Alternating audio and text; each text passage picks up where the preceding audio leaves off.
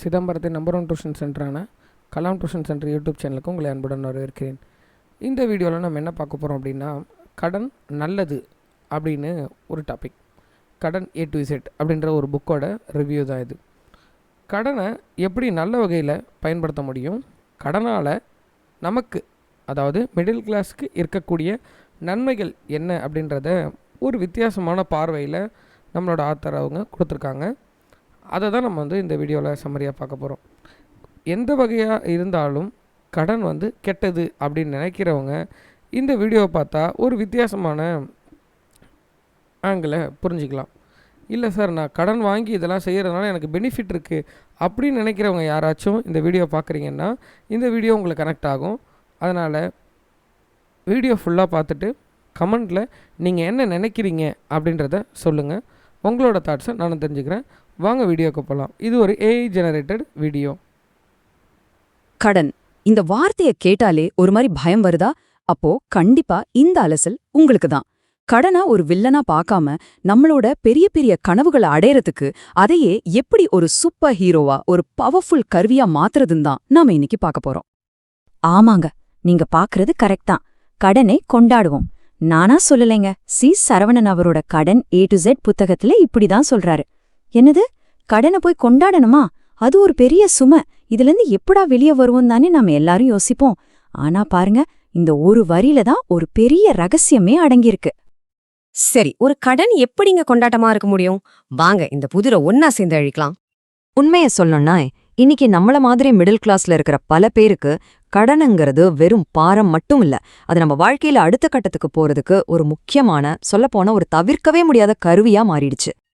கொஞ்சம் யோசிச்சு பாருங்களே, ஒரு சொந்த வீடு கட்டணும், ஒரு சின்னதா தொழில் தொடங்கணும், இப்படி நம்மளோட பெரிய பெரிய கனவுகளுக்கு உயிர் கொடுக்கறதே பல நேரங்கள்ல இந்த கடன் தான். இதுதான் இன்னைக்கு இருக்கிற நிஜம். சரி, இப்ப நாம எல்லாருமே வாழ்க்கையில சந்திக்கிற ஒரு பொதுவான போராட்டத்தை பத்தி பார்க்கலாம். நிச்சயமா இது உங்களுக்கும் கனெக்ட் ஆகும். நம்ம எல்லாருக்குமே ஒரு கனவு இருக்கும், ஒரு சொந்த வீடு வாங்கணும்னு. ஆனா அந்த கனவுக்கும் நிஜத்துக்கும் நடுவுல இருக்கிற ஒரு பெரிய சிக்கலை இப்போ ஒரு சின்ன உதாரணத்தோடு பார்க்கலாம் வாங்க. இப்போ ஒருத்தரோட மாச சம்பளம் ஒரு 30,000 ரூபாய்ன்னு வச்சுக்கலாம். நம்மள பல பேருக்கு இது ரொம்பவே பரிச்சயமான ஒரு நம்பர் தானே. ஆனா அவரோட கனவு வீட்டு வேலை எவ்வளோ தெரியுமா?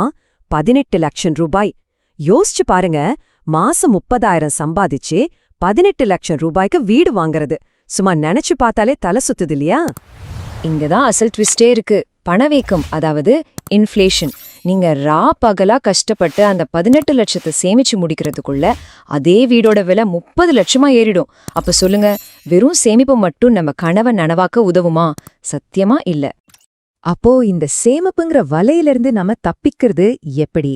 இந்த இடத்துல தான் நம்ம கடனை ஒரு பிரச்சனையா பார்க்காம ஒரு தீர்வா, ஒரு கருவியா பார்க்க ஆரம்பிக்கணும். இங்க நாம புரிஞ்சிக்க வேண்டிய முக்கியமான விஷயம் என்னன்னா, கடனே வாங்கக்கூடாதுங்கிறதுல எல்லாம் புத்திசாலித்தனம். எந்த கடனை எதுக்கு வாங்குறோங்கிறத சரியா தேர்ந்தெடுக்கிறதுல தான் இருக்கு. இந்த புத்தகத்தோட மிக முக்கியமான ஒரு கான்செப்ட் இதுதான், கட்டமைப்பு கடன், அதாவது ஸ்ட்ரக்சரல் லோன். ரொம்ப சிம்பிளா சொல்லுனா, வீடு, கார் மாதிரி ஒரு சொத்தை உருவாக்குறதுக்காக வாங்குற கடன் தான் இது. உங்க சொத்தை வளர்க்கறதுக்கான ஒரு ஸ்மார்ட்டான வழி இதுதான்.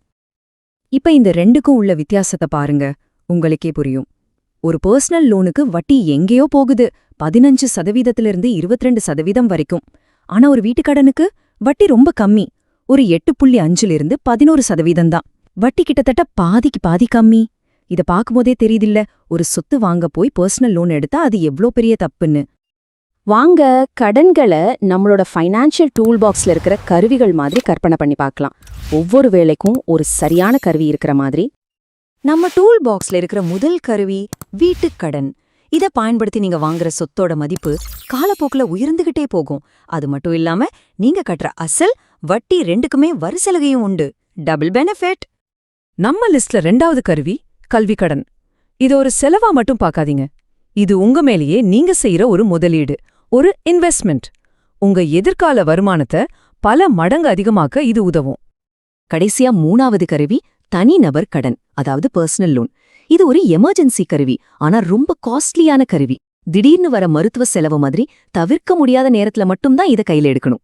இத வச்சு வீடு, கார்னு சொத்து வாங்க நினைக்கிறது ஒரு ஸ்க்ரூவை திருப்ப சுத்தியால பயன்படுத்துற மாதிரி. அது அந்த வேலைக்கே தப்பான கருவி.